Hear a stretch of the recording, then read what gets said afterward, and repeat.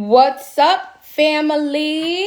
So, tonight we were going to stream our We Need Each Other podcast episode on Facebook, but Facebook is a hater and would not allow us to add each other, so we are back home. Let me just get my co-host on. Let's see. Do that. Why did I shut off my camera? Okay, Josh, did you get the request? No.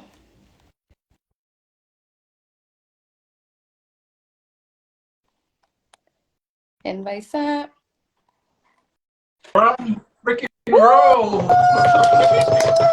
Drum roll. Yo, first of all, let's just stick to our Instagram family. Guys, first of all, welcome to another episode of the best podcast out there, the internet's most intimate podcast. We need each other. So we were trying to do things different tonight. We were going to go show some love to our Facebook family and friends. However, Facebook is a hater. So we're back home. Here we are, because one thing we're not going to do is quit, and the show must go on. But welcome. Episode number what? 9. Oh, drum roll for that. All glory to God. Thank you, Lord, for allowing us to be here and use our voices.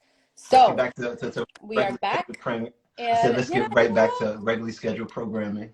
Shout out to. Right. I still have my lab set up. I still have my my phone, my tablet, my computer. It's unfortunate. We really wanted to show them some love, and I think it would have been a great outcome, but it is what it is. We tried. But how are you feeling? Thank you. Listen, I made it on time. That's what matters. Absolutely. You want to tell them what we're getting into? We have another dope, epic show tonight. And initially, it was advertised as men versus women. But it's really more of a complementary conversation. This conversation could have been called yin and yang. It could have been called left versus right brain. It could have been called so many different things. So we're talking about the complementary things that exist between masculinity and femininity. We're talking about the differences in our personal lives. We're talking about how it exists in our families and also in culture. So I think this is a really dope, intimate conversation that needs to take place. Some people are not honest with that conversation. Some people haven't even examined that in themselves. But like I said, it seems men versus women, but it's really something much deeper. I like to use the term yin and yang more than masculine and femininity, because when I was searching for the definitions for masculinity and femininity, especially when it came to searching for the masculine, it was things that were tied to gender. And so if you go on Webster's, it's characteristics of a man or woman, and they're not acknowledging the energy that can exist in you. So I think when we're talking about it, we have to go like a little deeper. And to really get a real understanding, I had to go into like ancient teachings and the way the Chinese talk about the yin and the yang, talk about the left and the right side of the brain. But in reality, that's what we're talking about. These two dualities of the same mind. So it may appear like opposites, but it's just really two sides of the same coin. Absolutely. Especially too, because some people don't even know the true meaning of feminine and masculine energy. I think a lot of people, Jasmine, hi again. Hi, Jazz, #1 fan. A lot of people automatically think like, oh, a man has feminine energy. Oh, he's into men, or he's weak, or he's a punk. And no, the true reality is that we're all born with both of them. It's a matter of which one do we tap into, or which one do we tap into the most. So, do you want to get into the definition? Let's start with your definition of femininity. I thought that was pretty cool. Sure. It was pretty dope. Hi, Deja. Thank you for tuning in. So I'm going to read the definition from Google. We both thought it was super dope, and it really broke down what it truly means. So feminine energy is all the nurturing traits it takes to connect to human beings in a meaningful and fulfilling way. It's compassionate, kind, empathetic, patient, and emotional. It's about embracing your intuition and creativity. Feminine energy is fluid and free. I think that was and I like cute. how they said it, but it wasn't a gender-based definition. And I think that's what's beautiful about acknowledging in you and in me. And when I researched masculine, I got a lot of attributes, and I saw masculine is focused, is disciplined, is active, is purposeful, and basically, I love to almost piggyback off of what you were saying in terms of every every masculine has a bit of femininity, and every femininity has a bit of, but really, like I said, focused, disciplined, active, and purposeful, almost just mirroring exactly what's going on in the left side of your brain, the logical, the one that deals with the reasoning, the one side of the brain that deals with numbers, calculations, learning, and when you're saying the feminine side, that's the creative, that's the one that deals in, like I said, the compassion, the emotional, the soft side. So, yeah. I think what's beautiful, how literally this whole world and everything that's in existence has both sides. Negative, there's a positive charge. There's a feminine and a masculine that exists in everything. And I just wanted to share something. When I was researching the yin and the yang, because I think that's really the depth of this conversation. Two things are complementary, but of the same thing. So if you can imagine the yin and the yang, they're literally the same whole, but it's can be perceived as opposites. And it says in Chinese cosmology, the universe creates itself out of a primary chaos of material energy. It's organized in cycles of yin and yang, and it forms these objects and lives. Yin is the receptive, yang is the active, and it's seen in all forms of change and differences. They said such as the annual cycle, so winter and summer, male, female. They said in landscapes, it's the north-facing shade, south-facing brightness. You can even see it in light and dark, cold and hot, expanding and contracting. So when you see something that's cold and hot, it may seem like it's opposites. It's just different degrees of the same thing. There is, so where that's why it can exist in me, and it can exist as you as well. It's not you over there and me over here, but we actually the same thing. So I thought that was pretty dope, and I learned a lot just from really researching. And I literally was taking notes up until the last minute, not because I was unprepared, just because I was so enthralled in just how this topic could come together. Because it's deeper than what we think, right? Even like I'm impressed with the whole summer and winter. It is the same exact thing. They're just two different types of weathers, but they are the same exact thing. That's pretty impressive and a great comparison to us humans. Let's get into it. So before we get started, before we actually go deep, and I know we kind of already went deep, but we get an icebreaker, kind of just to loosen up. And we're going to do this icebreaker that's just about word association. And you're going to give me a word, and we're just going to say first what comes to mind, a masculine, feminine, just off of instinct, and also real quick, some words that come to mind as well. So it's word association, and also do you attribute those things to the masculine or feminine? This should be fun. You go first. Okay. Let's go. Let's do it. I go first? Okay. Ooh. And, all right. So real quick, I'm sorry. Side note. This should be masculine or feminine or somewhere in between, because sometimes it's literally right in between. Yep. But okay. But don't think about it too much. No explanation. It's like you hear the word. What's the first thing? Okay. So sorry. Masculine, feminine. What about one time? Feminine. Sex. Okay. Feminine. Okay. Go ahead. Oh. No. I'm sorry. I should have so. Love. Feminine. So real quick. Hold on. I'm sorry. Because I do want just a small explanation, really quick. So I'm trying to give it. So when I think of sex, I think of sex because sex, sexy. And for me, that's attributed to the feminine kind of thing. It's like the lofty. When someone says sex, I don't think of, yes, it does involve a masculine man attribute, and yes, but just by association, when you say sex, I think of the word sexy. When I think of the word sex, I think the word woman. So love.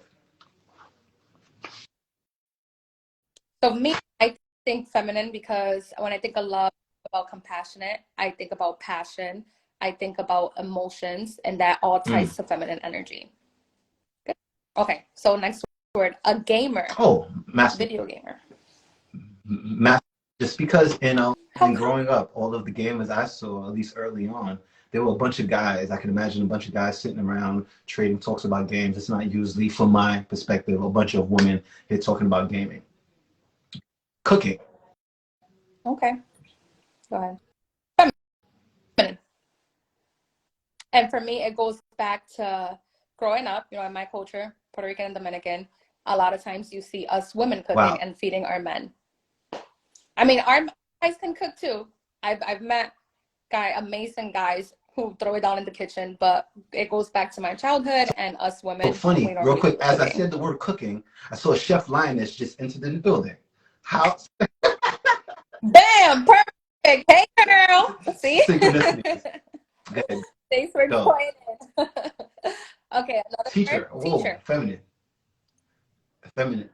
Just based off of association, I didn't have that many male teachers, and I wish I would have had more male teachers. But just off association, sometimes when you say, you know, firefighter, you may think of a male. So when you said teacher, instantly it was feminine. Not saying it's solely exclusive to women, but feminine.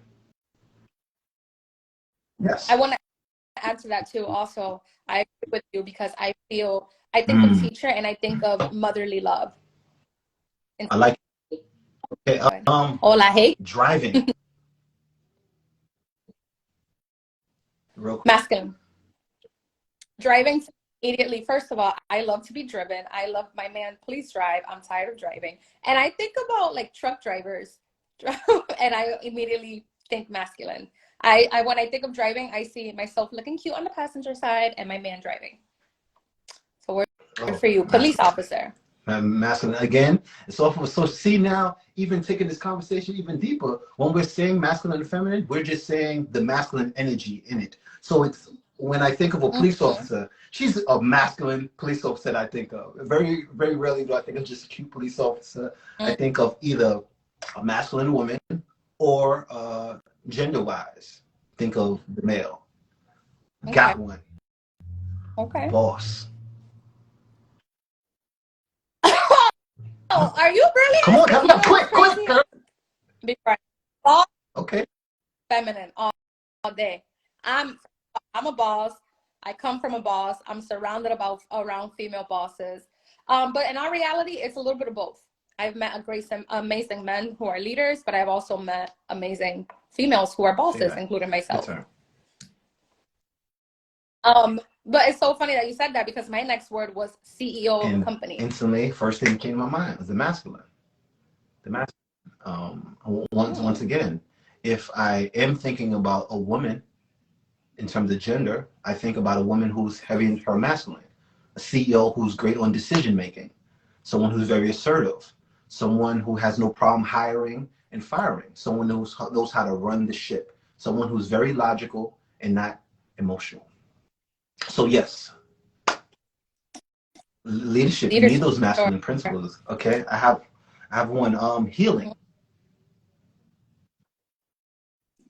Oh, that's a good one. Or even making it into a job. Healing. When you think of a healer, what are the first things to associate with, masculine or feminine? Feminine, more because it's more intuitive and emotional, and you're not thinking so much logically. You're thinking with your emotions and your heart, and that's what leads you to healing or helping other people heal. So I know it has both of them in there because you also have to be willing to think about the healing process and be determined and be strong in that decision making that you are going to heal. But I lean more towards feminine because it's letting out of your emotions, speaking about your emotions, and speaking with your heart, and that's more of a feminine energy. Crying. Okay, all right. I'm sorry. I'm supposed to be quick trigger. I thought of masculine. I thought of masculine. Masculine? I thought of masculine. Why? As my learning curve is just accepting different parts of my masculine energy. So even to see a male cry, for me, that's not emasculating. That's not feminine. I've learned to understand that's just an expression. Probably in the definition of the energies, you'll probably put it more on the feminine because it's about expression and it may not be logical, but it is also logical. If I'm going through pain, I'm going to cry. That's an expression. And it's also just based off association. So yes, when I do think of crying, I imagine even me going to deep parts of myself, accepting that part and crying. Or literally, I saw my father cry for one of the first time in my lives when his father passed away, and nothing about that was feminine. Right. It's just a human Or expressing. or even more so, We're that meant to cry. it was actually masculine. It was him being in his masculine totally. He's understanding his divine masculine, and he's so much into it that I can cry. And that was just the way my association goes. So I got one more for you. The word trust. Oh, trust. I think that's a little bit of both. Yeah, because trusting, you have to logically, pardon Romeo, you have to logically think about that. The whole, okay, I'm going to give this person my trust, or I'm going to trust in this person. And it also ties into your emotions. And sometimes when trust is, you tap into your emotions, you're hurt, you're disappointed. So it's a balance of both for me. Cool. Okay. I have one more, last one. Parenthood. Wow. Just off of association, just because of the way my brain works, it was both. It was both because it's parenthood. I understood that for me, one doesn't exist without the other. Even though, based off of association, you would think that I would describe it as probably a feminine thing because I've seen the parent in my house. The main parent was my mom, but the association for me was parents. I understand.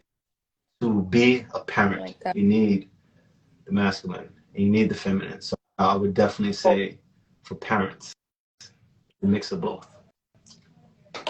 I like that.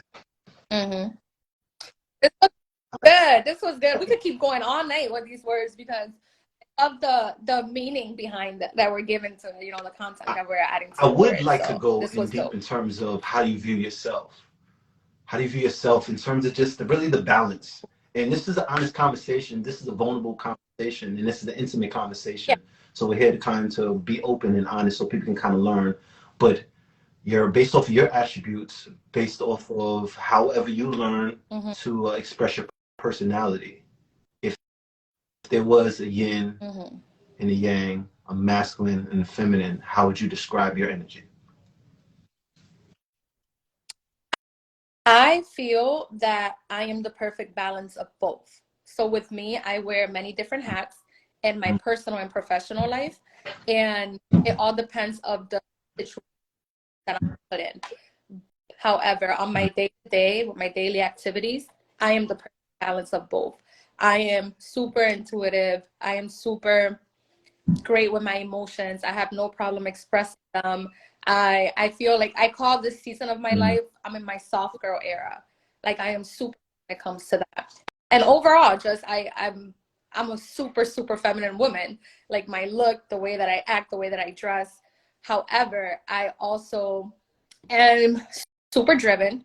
I love my leadership hat. I love my decision making skills.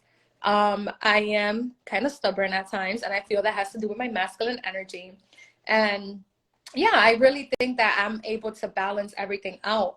But interesting, I learned something about myself that in romantic relationships, I've always wanted a man with the feminine energy, but for some reason, I never got that, but my masculine energy came out. Like I've always been a leader in all of my relationships. So you would think if I'm showing my masculine energy, he would tap into his feminine energy, which is expressing his emotions, being there emotionally, spiritually, mentally. But no, so I was the feminine with the masculine energy leading the relationship, which is something I learned after I was out of it. I was able to really tap into that. And for me, I think that in order, it's kind of like with the word submissive, right? We hear that a lot. People are like, oh, can men especially, can you be submissive? Can you submit? Can you submit? Absolutely, we can submit, but we need to make sure we have a man that can lead. And a man who can lead also needs to tap into his feminine energy, because a leader needs to be able to communicate their emotions. A leader needs to be able to express their feelings. And what does that equate to? Tapping into your feminine energy. There's something also interesting that you thought by being in your masculine that it would bring out the softer version of him. In reality, it's quite the contrary, quite the opposite. So now when we see the masculine energy in a woman, we actually, it arises the masculine more in us. It's almost like now it's a conversation with our boys. Now it's a... Not to cut you off, wouldn't that make you think? And again, I'm so happy that we're sharing perspectives from a male lens, because in my opinion, right, if you're not leading, if you're not living up to that potential that I see that you can live up to, so now I'm forced to be the man and the female, wouldn't that make you think, let me step my shit up? And from the logical masculine conversation, it should. It should. But that's not how it kind of works all the time. So now in terms of me and you, man, whenever we talk about business, what does that do for me? That excites my business mind now. You're in the logical, and you're not talking about numbers and breaking it down. Now I'm in that bag as well. And it'll be hard for me.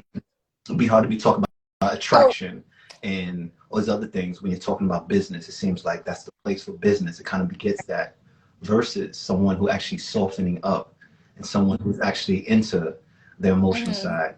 On the contrary, that actually brings out the emotional side of the man, because now he's like, okay, cool, this is now something that I can join into. But yeah, that's my description.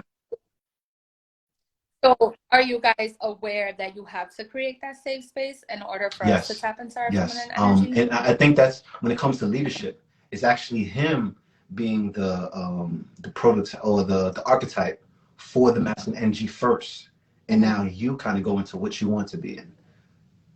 Because in reality, a man wants to be in that masculine energy. He wants to lead everything. So and we want in our feminine energy. Now going back to what we actually prefer, he resorts to what he wants to do. So you actually want to summon the feminine energy out of him. You want him to be more emotional. But when he sees the masculine in you, he's saying, no, that's my job. Oh, now I have to be bigger, or I have to kind of combat that in some kind of way. And he's actually probably thinking, the more that I put out my chest, maybe she's going to soften up. She's going to get into her thing. But by you showing it, he's not going to now, I don't want to say cower, but he's not going to now submit to that. It actually ignites something in him to now, or I'm lacking something. Oh, she's saying I'm not on it. Oh, word, let me show her. So now his emotions and his fluidity and his creativity is being stifled because he's trying to be the man in the relationship and not trying to give you that job. And you know what's interesting too, I think it's important to acknowledge the fact that just because someone is tapped into their masculine energy does not mean they're a good leader. Because a masculine energy can come off as someone who's closed off, who's not open-minded, someone who's not optimistic, someone who's always negative, and someone who's just stagnant and stuck in their ways. That can easily be masculine energy. And then this is why we need each other. This is why we need to really open up and both of us tap into both our feminine and masculine energy, because at the end of the day, it's not about gender roles or sex. It's about the matter of fact that we're both, as human beings, female and male, born with both of them.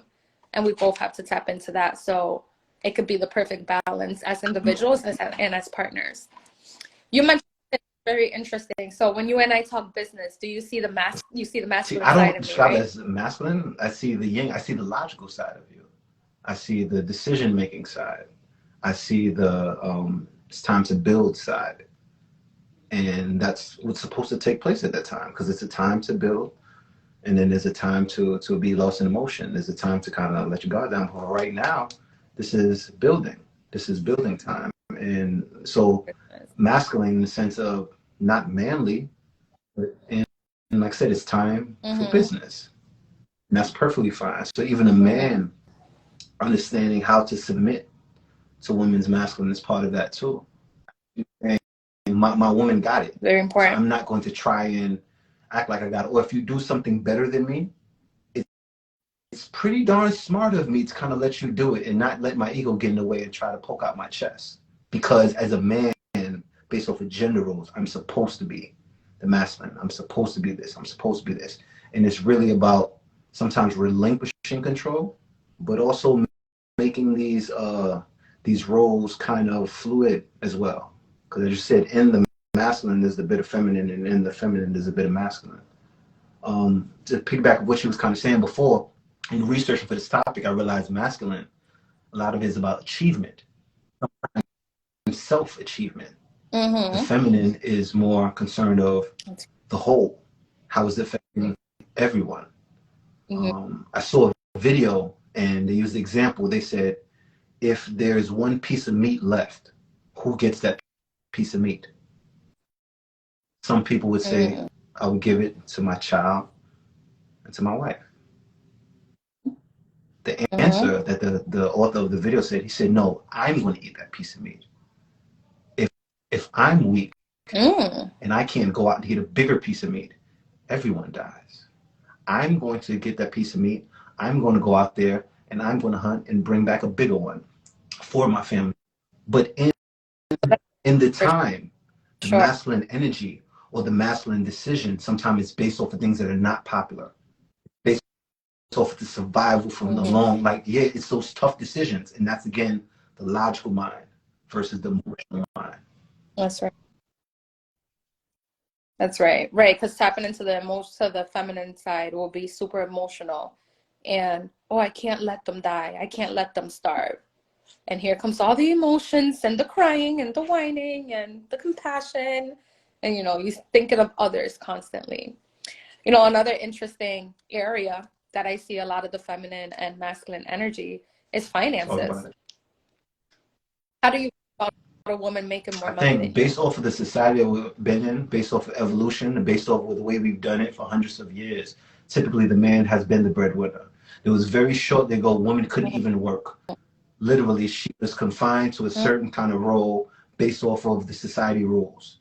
And based off of that association, we can say men are breadwinners. We are bred to kind of go out and get it. We are the hunters. We have always historically, and we're talking about American civilization too, because I understand that there's a bigger civilization that happened where women had more of a role in terms of providing as well. But in American civilization, for the past 400 so years, however long America has been around, men, for the most part, have been the breadwinners, have been the decision makers, and women have been the home takers. So that same kind of mind state applies to me as well, to where I've been almost trained to believe and actually take pride in the fact of a man going out, a man kind of hunting. There's a certain kind of assertiveness that feels very natural for me. So not even just because society kind of told me so. When a man goes out and he kind of grabs that big piece of meat and he brings it back to his family, makes him feel like, yes, this is my proper place. He achieved something. Yeah. He's living up to his role. And I think there's something that's wired in us that kind of says that. Based off our natural abilities. It is based off of, how your mom and your father reared you, but then there's a whole nother evolution based off of how your family or how your people have done it for years and years and years and years. And traditionally, we have always been a breadwinner. So I have no problem keeping on tradition. Yeah, that is true. I agree, especially in our culture. But I feel like as time goes on, it's more common to see us women making just as much as you men, or some of us make more than men. And I think that's also okay. I don't think that a man should be intimidated when his woman is making more money than him. If anything, you should be like, hey, okay, I see you. Like, that's my girl. She's a boss. And maybe it's because I have that boss mentality, but I do agree with you. Back in the day in our upbringing, that's how it was. The man was the breadwinner, the hunter, bring it back, bringing everything back home, and we were at home making sure that the household, we were holding it down. But I think about it as the neck and the head, right? Like the man can be the head of the household, but us women, we're the neck, and you can't move without us. So we both have to tap into those both energies, and we, as the woman being the neck, of course, we are sensitive, we are into our emotions, but we're also logical. Like we're also helping you with decision making and balancing you out and making sure that you're good. Because if we don't feed you, you can't go hunt. You're weak. Say that. And you had sent a post earlier that was just basically saying about the presence of the feminine inside the bigger masculine, or the presence of the masculine. Right, the dot. That was a great example to also not only the balance that exists inside you, but also the allowance. So, like you said, if your woman does something better than you, that dot of femininity says, okay, I'm worried about the whole now. She actually is doing, or if she literally is the breadwinner, she makes more money than you. That's a way that she has an expertise in, or she's just, at the time, this may not be forever, but at the time, she's a better hunter than you. And just say what it is. And that's okay. And that's okay. And that doesn't make, I don't think that makes you less of a man. No. So throwing it back at you, how your upbringing, what did you see the most in women or in men? What can you relate to the most? Masculine or feminine? Okay, like your daily actions. And it is based off of how you brought up in your upbringing. What examples have you saw? I know I had a thrive or desire for the masculinity. So what I did was I placed myself very young around men.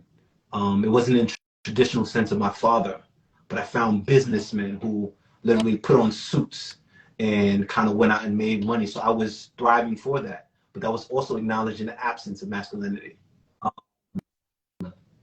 In terms of the logical thinking or the emotional thinking, I previously always attributed myself to the emotional side. I'm a person that has great dreams and great aspirations, but at times I may lack the assertiveness to actually follow them through. And when I started to weigh that difference, I started to understand that it was in the creative way that I kind of thrived. I remember my mom giving telling me about my first job that I ever got. She said, you should do this job. It has a pension. It has a 401k.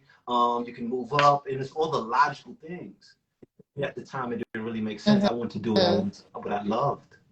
Not saying I didn't care about money, but I was saying, okay, the passion will lead me into the money. But again, just being lost in passion, being lost in creativity, that was kind of my playground. I kind of loved that. So even as I went and got the job and got the pension and got the 401k, on my downtime, I would write music. I would go and perform for free. And I would just explore my aspirations, just because for me, it was so much more important to be lost in the creativity. So I'm learning how to discipline myself. And I'm learning to even connect with my father. I'm learning to accept the masculine role, not only in myself, but welcoming it in my friends, and don't shut it down. Because even growing up, I had an adverse mind state when it came to thinking about my father. So if I'm consciously shunning that masculine energy, I'm actually shutting that presence in my own life. And as I start to embrace him more, as I start to embrace masculinity more, and being all the way transparent, I know this is a very long answer, but being all the way transparent, I even despise the masculinity in my mom. So I felt that she was the independency that you saw in her at an early age. Is a strong word. First, I had to put on my hoodie to get my masculine on. Now, man, that's fair. No, okay. Hey, I feel like I look like a motorcycle driver. I love this. You look good, Okay, girl. back to business. So I said despise is actually a very strong word, but what happened, her ability to kind of seek control, her ability to have everything from a structural standpoint. I felt like she was being overbearing, and I felt like she was overcompensating. The fact that I knew that she didn't have a husband in the house, so she would be extra assertive. Even in terms of discipline, she said when I got older, she said, I just basically disciplined you the best way I could because no man was there. In other words, I had to overcompensate. I had to be extra assertive. I had to give you structure because I thought the streets was going to get you or whatever. So I actually shunned that. I actually shunned that. And I kind of, that was even the process of me getting into my feminine, wanting a woman to just be soft, wanting a woman to just listen to me. So I was a child saying, listen to me, listen to me, listen to me. As I've healed the relationship with my mom and I'm healing the relationship with my dad, I'm realizing those balances start to come to where I'm able to accept the feminine. She's actually able to listen to me. I'm actually able to assert myself. And I'm not pushing away the masculine in my dad. I'm welcoming that on. So how we view ourselves is a mirror of our family structure. Conversation. Absolutely, especially of our. I love that, and I can definitely relate with what you said about your mom because I also grew up in a single parent household. It was just my mom and my siblings, and my mom was 90% tapped into her masculine energy. Why? Because she was the head and neck of the household. She was the only active parent to provide for us in all sense of the word, mentally, financially, spiritually, emotionally.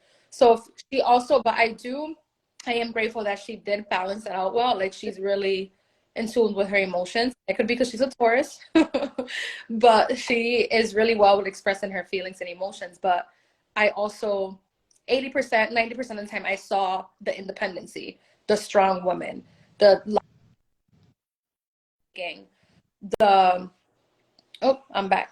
Oh yeah, my phone was dying. Sorry. Yeah, the decision making, the strong, it's me, my sister, and my brother. So she was not only a woman raising women, but a woman raising men. And it's crazy because how can me as a woman teach a man to be a man? So she had to tap into that masculine side. And I think it's also important to acknowledge the fact that sometimes we don't want to, but that's what we have to do.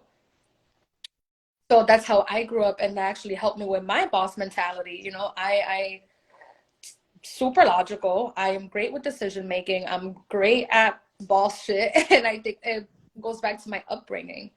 But I've also, from my own experiences, and as I've gotten older, I know the importance of tapping into my feminine energy, and I crave that. So I do it, and I balance it out, and I feel like I balance it out pretty well.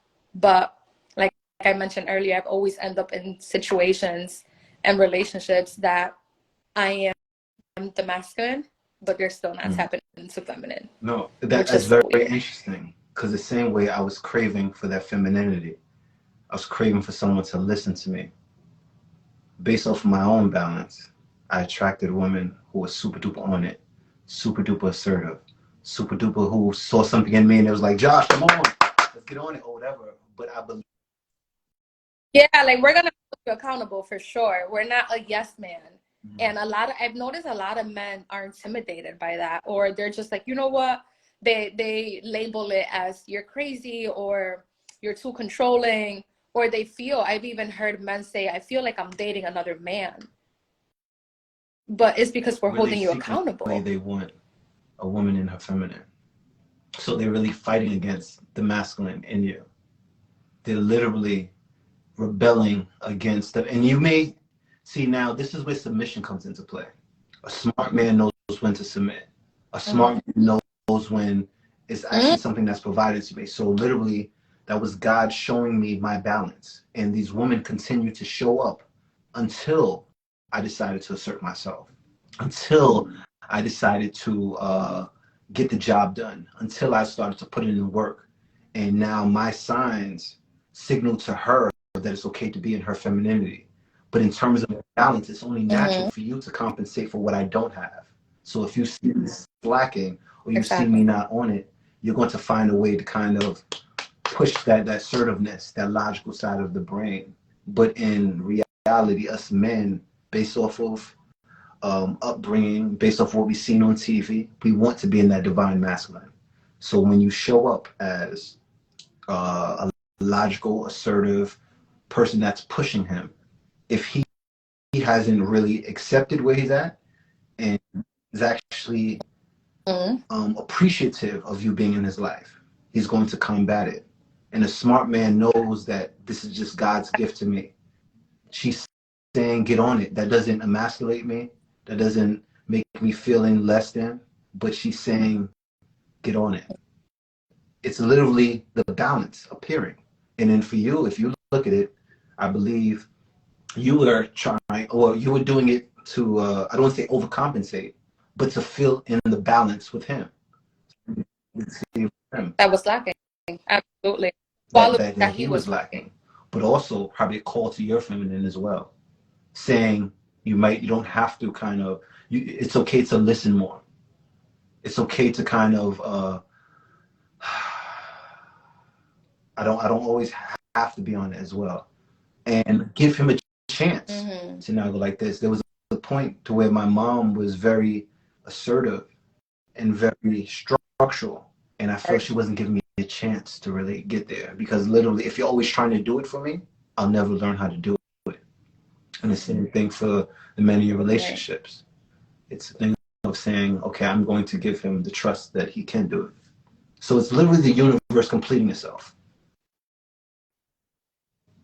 I love how you mentioned a real man knows when to submit, because when we think about being submissive, people automatically say, oh, the woman needs to submit. But in our reality, it's a balance of both. And it goes back to this feminine and masculine energy. And again, I am really big on adding content behind what you want. So if you say, I want a man who can lead so I can submit, you have to be really, really, really specific. Like, it is imperative for you to break it down. Because when you say, I want a man that can lead, you're included all men are not men of God. You might include bums. You're including deadbeats. No, I'm so serious. You're including the good men as well. You're including cheaters. You're including the loyal men. No, you have to really break it down. Like, what do you want? Get specific. Like, no, I want a man of God, a hard worker, a man who's logical, but also into his emotions, to lead. Like, you have to really break it down. And again, it all goes back. We always talk about this because it is the truth. Safe space. Like, you need to create that safe space for me to tap into my feminine energy and kind of like, so I look at masculine energy as having a guard up almost. Like, your guard is all the way up. And then when you start tapping into your feminine energy, it starts coming down slowly, but you need that safe space created. And vice versa, we have to create that for you guys as well. And like you said, we have to also give you guys the chance to tap in. It's almost kind of like, have you ever had your mom tell you to do something, right? Or a woman in your life, past relationships, like, oh, hey, babe, can you get me that? Or can you take out the trash, for example, or wash the dishes? And you're like, yeah, I'll get it. I'll do it in a few minutes. Then those few minutes go by, or 20 minutes go by, and what happens? We do it. We take care of it. You're like, well, you know what? I'll take out the trash. I'll wash the dishes. So we also have to find the perfect balance to allow you guys to do what we want you guys to do, and vice versa. You guys have to allow us to feel safe with you. On the flip side, have you ever had a man say, I got this for you? And you're like, I got it. He's like, but I got this for you. And you're like, no. Oh, you're trying to call me out. Okay. No, that's just literally the flip side to allowance and submission on both sides. So now, and that example, initially, I can definitely think of something. So there was I'm not going to make it about you. When I thought about, yes, please, so we keep this conversation going. Yeah, I love this. Yo, real quick, I want to just acknowledge everyone who pulled up, everyone who's with us conversing. We appreciate it. Love this love. But that's something that I saw first attributed to my mom, to where, like, literally I would want to be of service, and she says, I got it. And it was just her naturally just trying to say, right, I got it, but literally I offered it to you, just allow me to do it. That's again allow me to be in my divine masculine. There was a book I wanted. You know what it is, though? Speaking from experience, you I was definitely going called to me example out, as but well. it's true. Oh my God, my phone keeps going sideways. I've definitely done that in the past, and the way that I look at it is I just have to do it because I've done it for so long, and I do it the right But way. once again, are you not trusting? Are you not allowing? Are you not you because you don't know if I do it better than you, or I at least offered to do it. So it was very small, but it was a book that I was watching. I said a book I was watching, a book I was purchasing, why that I purchased. And I was reading the book, and I was. Okay. We good? Go ahead. Sorry. My phone kept on falling Good. because All I'm right. charging So it. I so think it's real quick, good now. to earlier this week there was a book I was telling you I was reading. I was like, yo, this book is really dope. This is a fire book. It's dope. And I think I said I want to get it for you. And then your first response was, Oh. you know, I could have got it. And I said, but I want to give you a gift. But that was your first response automatically, not the fact that I said wow, but it's the fact that you're probably used to just kind of do it on your own. But now that submission or that allowance is about saying thank you. There was my phone. Um, Perfect example. That's a perfect example. And I've definitely done that in the past a lot, but like that's what I'm used to. And it's almost kind of you've been doing it for so long, you're not only are you used to it, but it's a control thing and the fear of letting go of that control. And so when you do it, when I do it myself, I know the end result. Like it's gonna get done. And it's gonna get done how I want it to get done. But when you let go of that control and allow someone else to do it, it's like, ooh, I'm really letting you in. One, I don't know the outcome.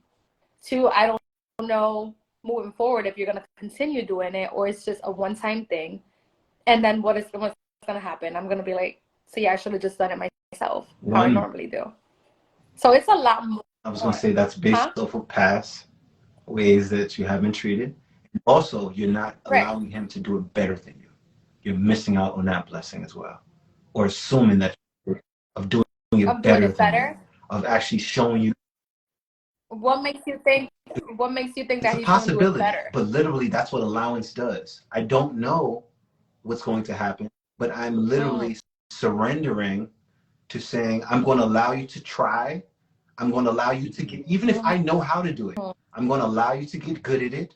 I'm going to trust that you can do it just as good as me. And I think also you're missing out on the blessing, on the gift that he knows something that you don't know, but you're turned off to that because you know how you like it already and you're in your comfort zone.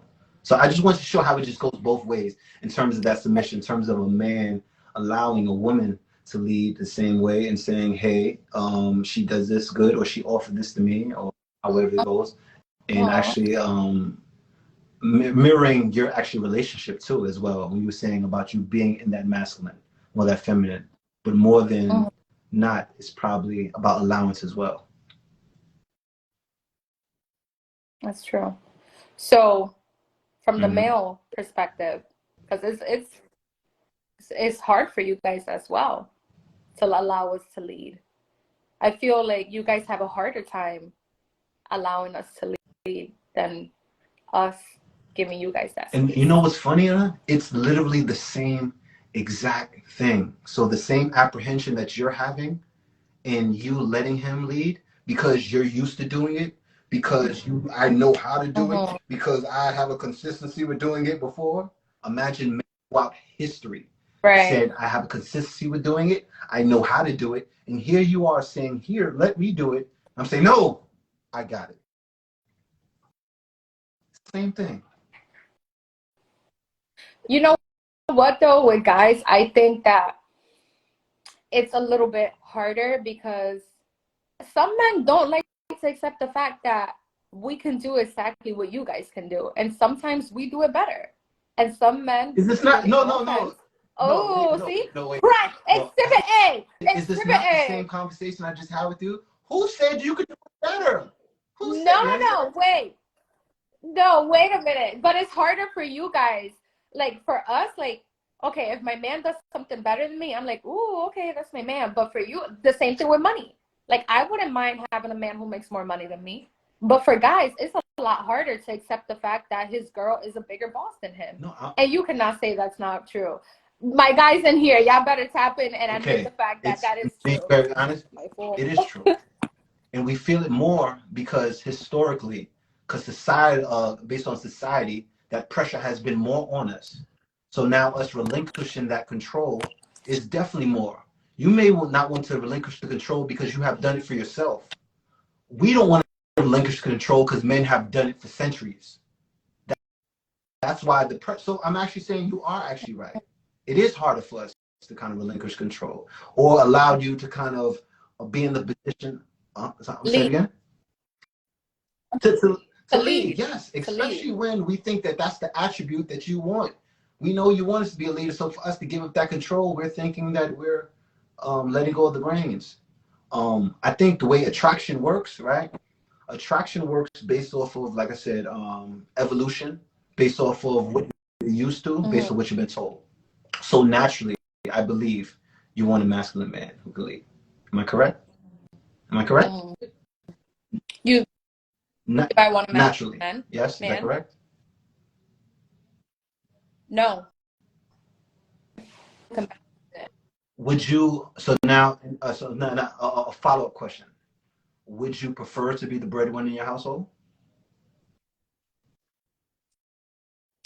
I wouldn't mind.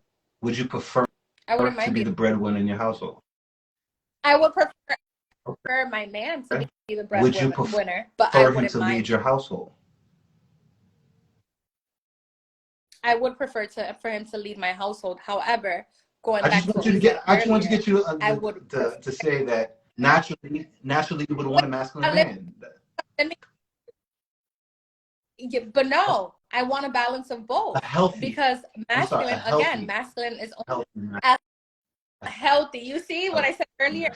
Okay. Yes, so now again, going back to the pink dot or a healthy masculinity has a little femininity in it. Absolutely. Has carrying it. And a healthy femininity has a little masculine. So yes, we're assuming that we're talking about healthy masculinity here. Let's just say that we're assuming, right? Yeah,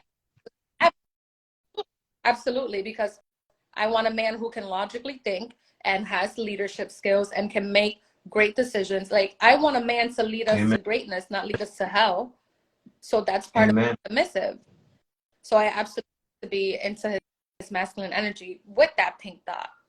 I also need him to express his emotions. I also need him to be passionate and compassionate and respectful. So absolutely, a healthy masculine man. So now I believe what it is you naturally want a healthy masculine man. I naturally want a healthy feminine woman, right? And this is, of course, speaking to men and women right now, and to the people who are in same-sex marriage and all that. It's not a gender role; it's an energy thing. Well, right now we're talking about male and female, or me and you. Let's leave everyone else out of it. I believe attraction comes when a man can show I can provide that healthy masculine, right? That I can provide that I'm able to. And in you showing that you can provide that healthy feminine, right? So now once we have structurally said what we want, what we're comfortable with, and what we prefer, that can be the building block. Then in that, I believe then the roles become interchangeable.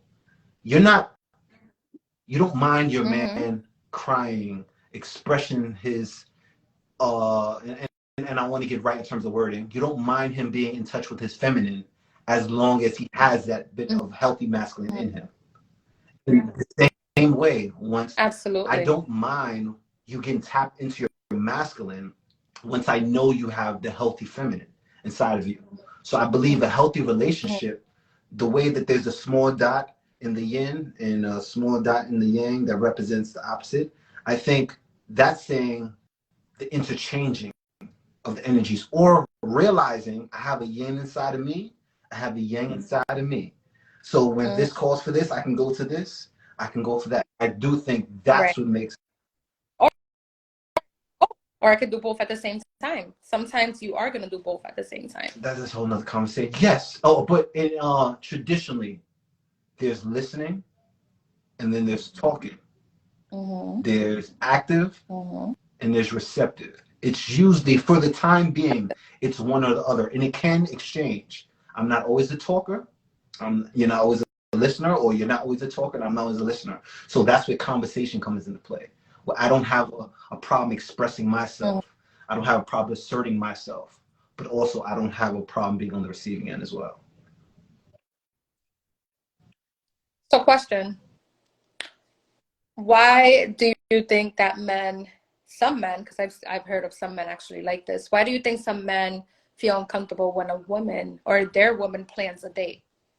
Or in the dating world, why is it that you automatically feel like, okay, he's going to take me on a date? But when the roles are switched, why does the man feel uncomfortable? Stereotypes. We've been caught in the stereotypical role of what masculinity is. We've been told over and over and over and over again, make sure you plan the date. Make sure you know where she wants, make sure you know where you're taking her. Make sure we've been told over and over what it means to be that divine masculine. So much has been drummed in us to where we don't accept the receptive side, or us being in our feminine energy. And again, that's why I love the yin and the yang, because it's saying the presence of both energies within one person. So we're having this masculine and feminine conversation. It seems like you over there and me over here, but like I said, it's masculine and feminine energy in me, and you have your masculine and feminine energy in you. So that may be unhealthy masculinity when someone doesn't accept that. If you know your man is a master planner, if you know he has all the great spots, if he's taking you to the greatest restaurants or whoever, you know he can plan. At that point, I have no problem my woman planning, because you already know where I stand. But men want you to know where we stand. I want you to know that I'm capable of doing my job based off of ego sometimes, but more than that, it's based off of stereotypes. Yeah. We're supposed to do this. So you will do it even if it hurts. But I believe a healthy man will accept, a healthy man will submit, a healthy man will surrender, and also a healthy man will allow his woman to plan a date. There's nothing wrong. Going deep, now, how has your relationship with your dad specifically shaped, with your father specifically shaped who you are? I know, I was going to give the example of mine, but we can just go straight into it. And it's being vulnerable. How has that, whether it's overcompensation, how has that played in your desire to do it by yourself versus allowing a man to do it? So like I mentioned earlier, I grew up in a single parent household, so it's always only my mom. So now, as an adult, I have a great relationship with my father. But as a child, as a teenager, as a young adult, the lack of him being there helped me, or kind of made me tap into my masculine energy, because he wasn't around. So I had to be the leader. I had to be thinking logically. I had to have that guard up. I had to make those strong decisions for myself. I had to be the breadwinner. I had to be the one achieving and accomplishing things. I had to be the hunter. So, I mean, I'm grateful for it though, because look at me now, let me flex a little bit. Look at me now, so I'm definitely grateful for that. Wasn't grateful in the past because it's needed. Like you mentioned earlier, both parents are needed, but the absence made me live up to that role and make up for the lack of manhood, or the That's interesting. hard work, lack of compassion. It was a little bit of mix of both, because with an absent father, you're also lacking emotions from a father. So you have to also tap into that side of yourself and not only think logically, but think also with your emotions. So it actually helped me tap into both. And I'm grateful. So what I do want you to link, and what I've done in terms of repairing the relationship with my parents is the more that I examine that balance, the more I can see it. I heal the relationships with my romantic partner as well. So I can see how your lack of or the absence of your father early on in your life played directly into your inability to allow your partner to do certain things and stuff like Mm-hmm. Yeah, because you're more controlling. Since you've had control your whole life in that aspect, you're more controlling in relationships. And it kind of, you hold them up and you're more hard on them because you're like, I already know what it's like for a man not to live up to their potential. So you can't do it. Like, and I'm also going to call you out on your shit early on so you don't reach that level. But also is me tapping into my masculine energy. I know I can survive if you suddenly leave, or if that absence of you is there in the romantic relationship. I know I can survive and hold it is down on my own as that well. unfair or put unnecessary pressure on your mate? I'm You think asking, it's is that you said if it's unfair? So unfair? To an extent. Then I think to an extent, absolutely. Because one, I'm a believer in holding your partner accountable, whether you had parents or not, because that's the only way we're gonna grow, you know. But also, that's why you have to go through the healing journey, so you won't put your trauma on other people, and you don't put your trauma or your past experiences on your partners, or you're not doing that comparison. But in our reality, you're always comparing, even if you have healed, because you know what that feels like. It's essentially So you, saying, mm-hmm. I know you might fuck up before you fuck up, but he hasn't fucked up. Exactly. That's the part. He hasn't fucked up. But also, you see the qualities of a No, fuck you up. have seen the qualities of a fuck up. No, but I'm saying in those relationships as well, early on, that happens too. You see those qualities. That's why you're holding him accountable. That's why you're calling him out on his thing, on his shit early on, because you see those qualities and you know where that might lead. So before you try to prevent it or you try to shift things around, so you don't reach that It's level. so interesting. The more that I kind of went against the assertiveness of my mom, the more that it came to me in the presence of a woman. The more that you may. So you were trying to run away from it, from your mom, and then you dated. So you're saying you dated women Oh like yeah, your mom? yeah, absolutely, absolutely. That reminded me. So just making the comparison of how on one end we're fighting against something, or we haven't healed the relationship here, so it's going to show up in other aspects, Mm-hmm. and not just putting. Mic check. Yeah, no, I was Cool. So discharging my yeah. So phone. the Go ahead. more I ran away from the assertiveness of my mom or the masculine vibes that I felt in her, the more that God was presenting it to me. So that's sometimes women having a bad relationship with their dad, or they're running away from the bad things their dad did, but they're constantly coming in turn with fuck ups. If I think my dad was a fuck up and I haven't kind of healed that relationship, fuck ups come. Or if I know my dad was not there, it seems to kind of Mm-hmm. reappear. And I know that's probably a whole different conversation based off of matchmaking. It's kind of someone who has seen abuse, Right. but they wind up in an abusive relationship, even though that's the very thing they hate. They hate.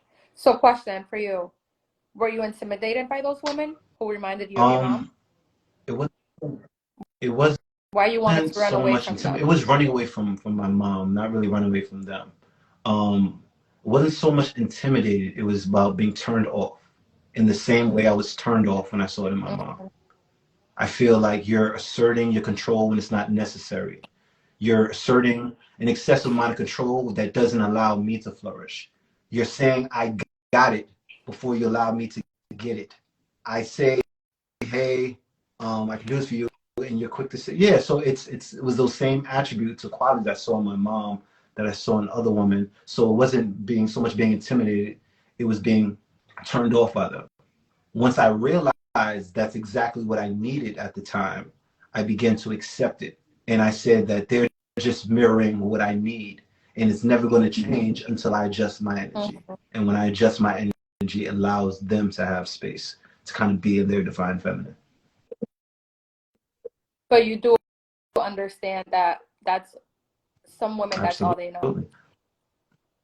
And it takes, you know, and that's with just anything. It's a lot easier said than done. But when that's all you know, it's a lot harder to let go. Or it's kind of like when starting something new and, you know, getting out of your comfort zone. It's going to take you a little while.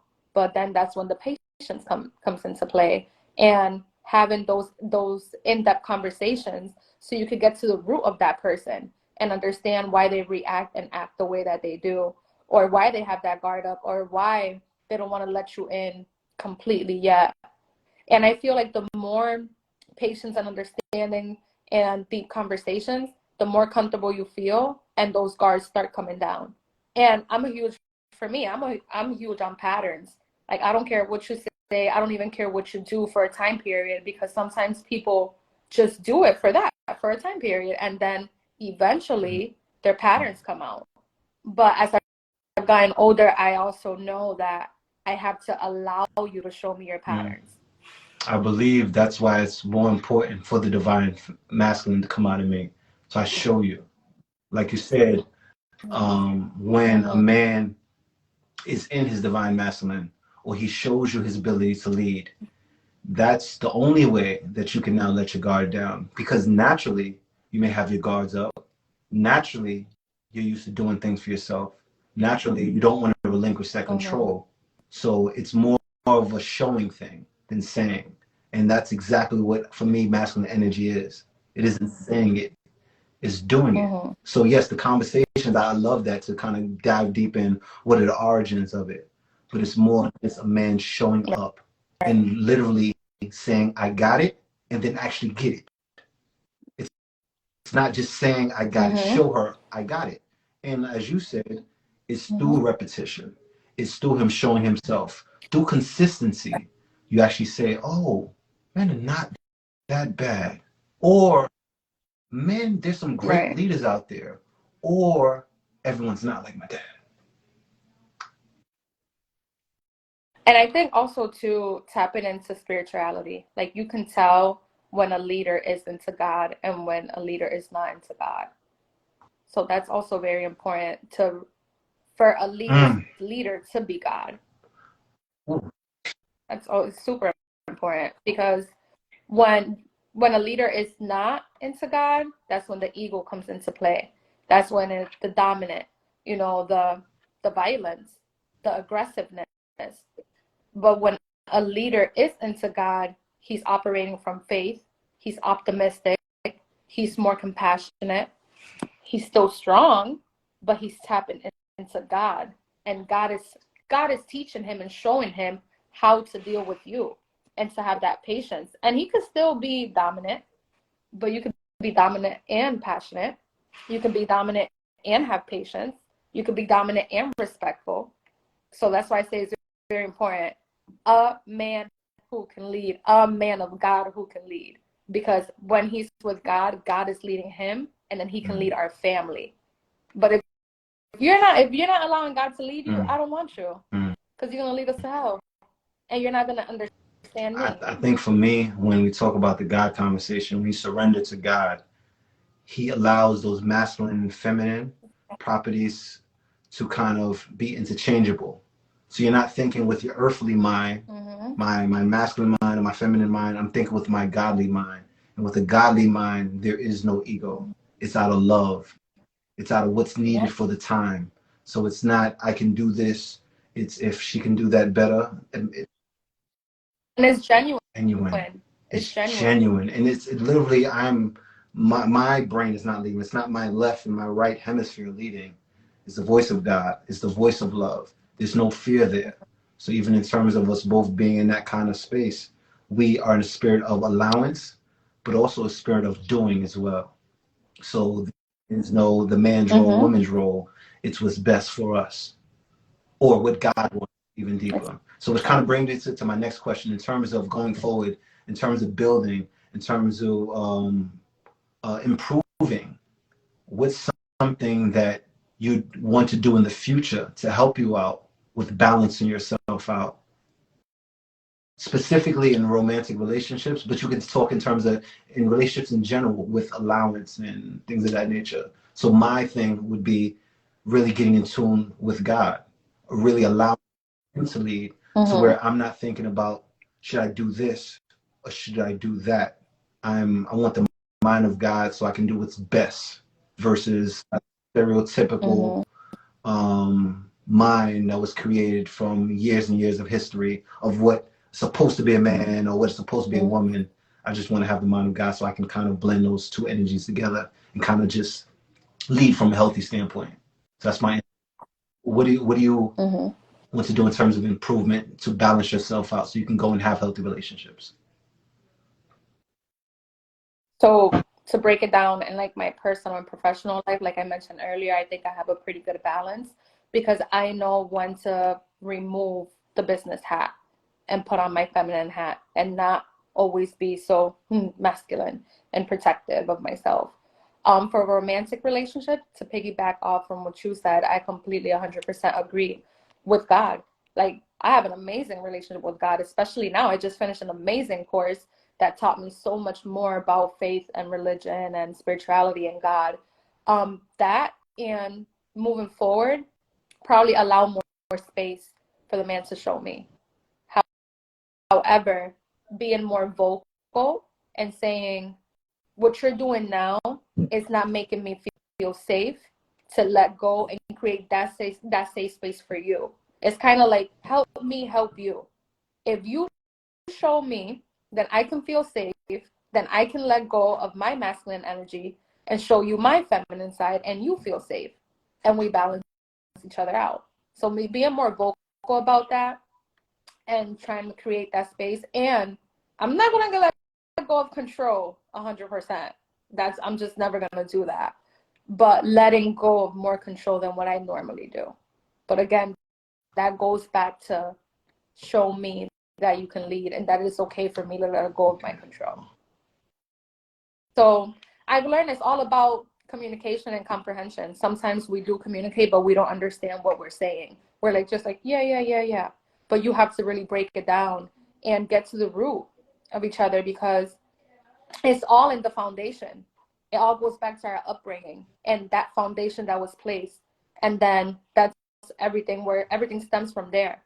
So getting to the root of each other and understanding each other and understanding each other's ways of thinking and then move from there. What I will say is that you are one of the most balanced women I've come across. I think I admire your ability to be assertive and say what's on your mind, and I also admire your ability to listen and be compassionate and care about the whole.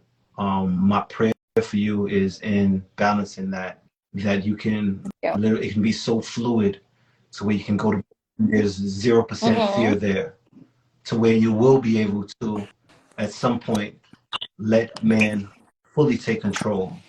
And when I say that, it may be control for right now. I'm relinquishing control. I'm trusting enough to give you control, but also know when it's perfectly fine for me to take control, when it's appropriate. But and I just pray that the interaction comes out of love and not out of fear. Right. And it's something genuine, like you said, going back to that. Absolutely. But thank you. This was a great talk. This was deep. For sure. I have going into these talks, I have so many notes, right? So I have like a structure of how things kind of go and like what I should say and all these other stuff. But I think knowing your structure, having a plan, but then releasing or relinquishing to whatever happens. So planning a date, I know we're going here, but in terms of what happens there, it's freedom to whatever. Let the creative take control, and I think that's the perfect balance of conversation. That's perfect balance. Again, like, see, like the man can plan the date, like choose the location, and then let the woman decide what we're gonna do at that location. That's the perfect balance. Why can't you let go of that? Why can't you let go of that? See, now you're The having only thing problems letting go of said, yes, beautiful. Yes, amen. Amen. Don't be saying that just to agree.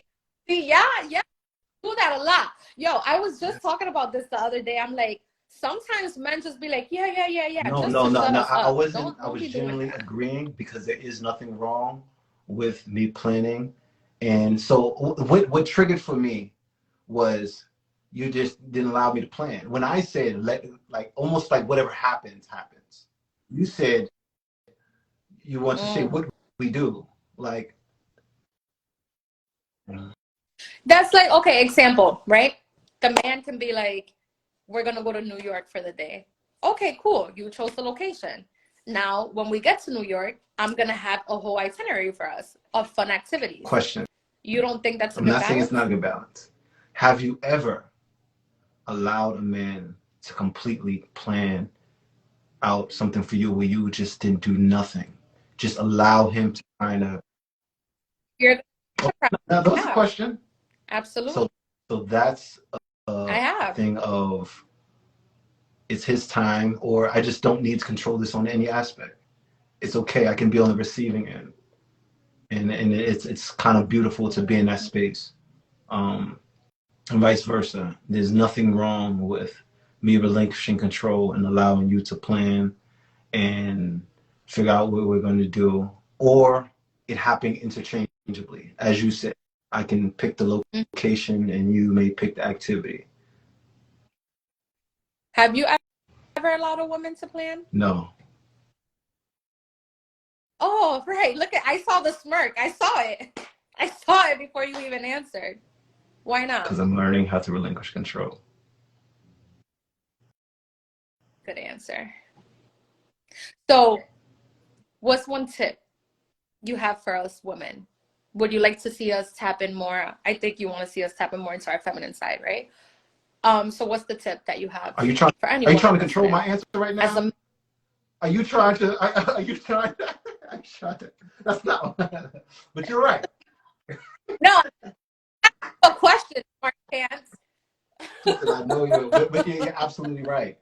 I think women, I look at y'all as naturally strong. You guys have a natural ability to kind of lead. You know, a lot of times in families, especially black families historically, the matriarch or the one who sits at the top is Big Mama. She's Big Mama. So in terms of what Big Mama says, goes. It's never been Big Papa rules, or even in ancient African civilizations. It's the tribal mother who has the last word. So I think women have a beautiful, natural ability, not based off this American society, but based off of years and thousands of years of leading, of knowing what the family needs. And I think you naturally have that. I would love women to, and this is based off of just my experience, um, to allow the control to come from the man. And I will also, in that, speak to the men. Men, show her. Don't. Wait, I'm sorry. Can you repeat? Because my alarm to read the Bible just went Okay, off. so So can you repeat that what you yeah. said?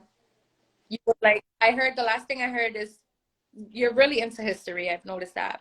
But the last thing I've heard was you would like women Okay, so women naturally have ability to lead. I think just based off of thousands of years of history, you have always been at the top of the ladder when it comes to African civilizations or even ancient civilizations. You really have. So in that, when it comes to opportunity, you women take it. And I think if the balance can come in just you knowing what to do, but also allowing the men who have sometimes historically been stifled at times, allow him to take the place that you kind of want.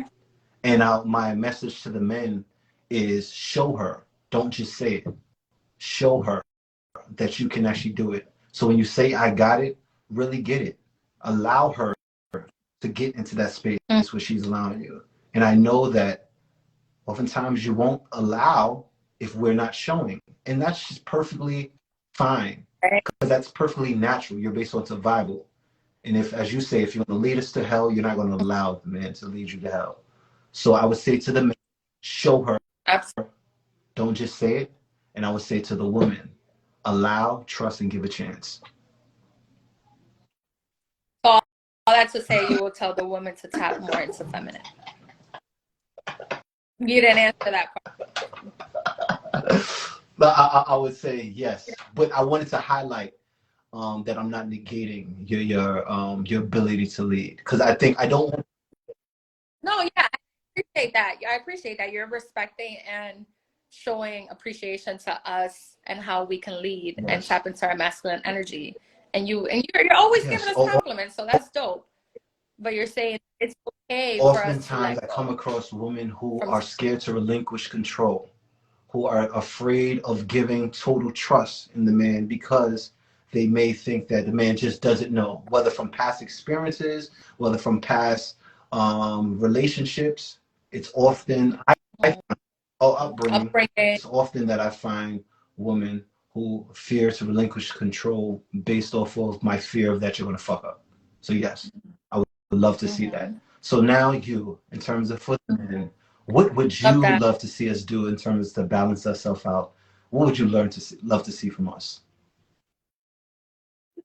I would love for you men to tap into your vision, tap into your purpose, tap into your passionate side, tap into trusting and connection. Not only with us, but connect with nature. That brings a certain type of joy that you can apply in relationships.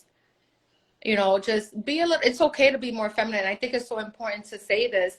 Just a man being feminine does not make you gay, does not make you a punk, does not make you a BATCH, does not make you less of a man. Just really tap into that side. And sometimes you have to go and heal the root. Sometimes you have to start therapy. Sometimes you have to let that frustration, that sadness, that anger go.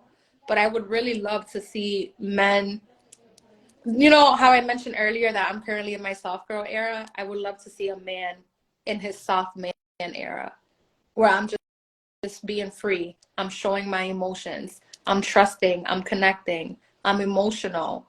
I'm crying. I'm laughing more. Sometimes I feel like men always have to think that they always have to be like you're in the army. No, it's okay to let go. It's okay to say, I like. Sometimes you guys don't even say, "Oh, I like that." It's okay to say that.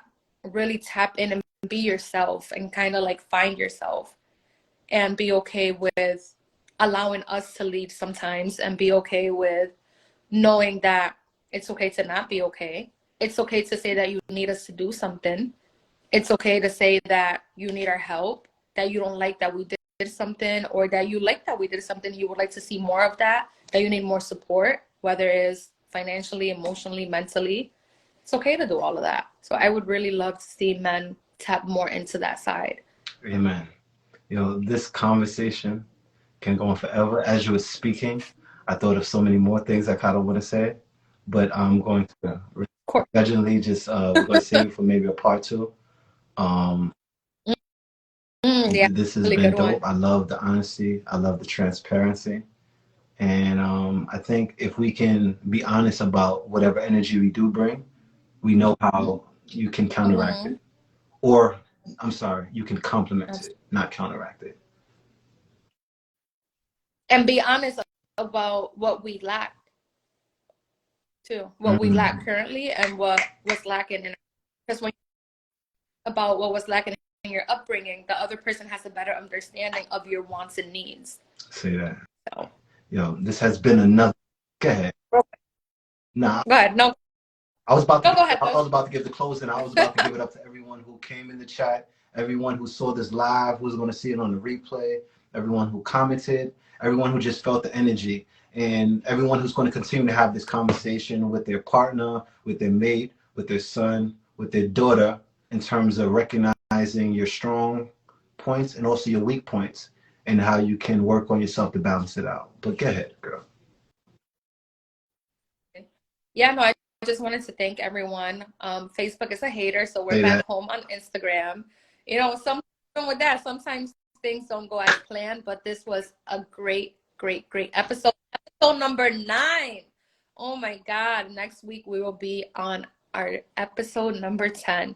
What a blessing. Thank you all for tuning in, for showing us love on all platforms. Follow us on YouTube, on TikTok, on Instagram, Facebook. We appreciate you all. So, one quick thing. What are you thankful for? I'm grateful for this ability to be transparent. I think real relationships or even real conversations can begin once you're honest, once you're transparent. And for me, that took some time to get to. For me to be honest about my own energies and not to be insecure about them. To kind of say, this is who I am. And it may not be where I'm at tomorrow. I'm continuing to build, I'm continuing to grow. But in this moment, I'm grateful for this moment of transparency. What are you grateful for? I'm grateful for Instagram. No, that can be real. Hey, I am. No, I am, because that's why we're here. No, I am. But in all seriousness, I'm grateful for balance. I'm grateful to be able to tap into both sides. You know, I'm grateful for being great at thinking logically, but also being creative and into my emotions.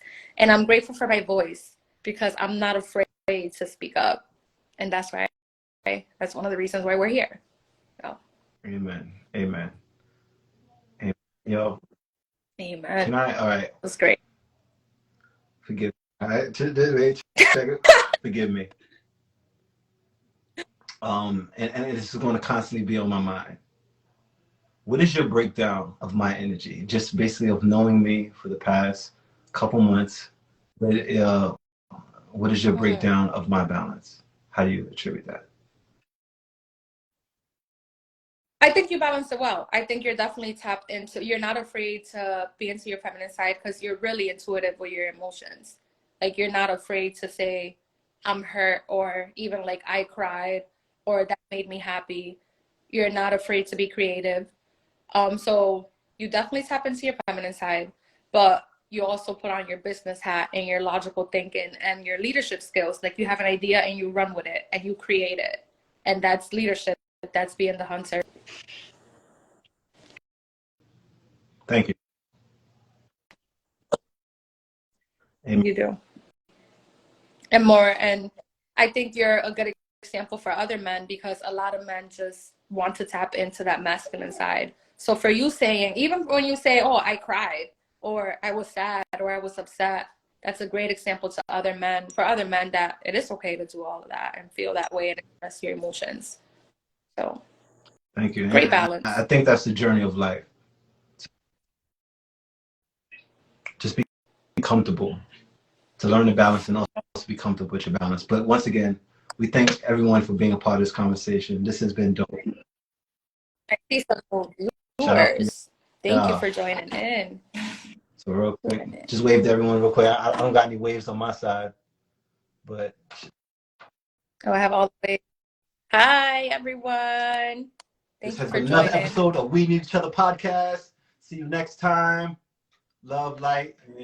For episode 10 next week. Talk to you later. All right. Like,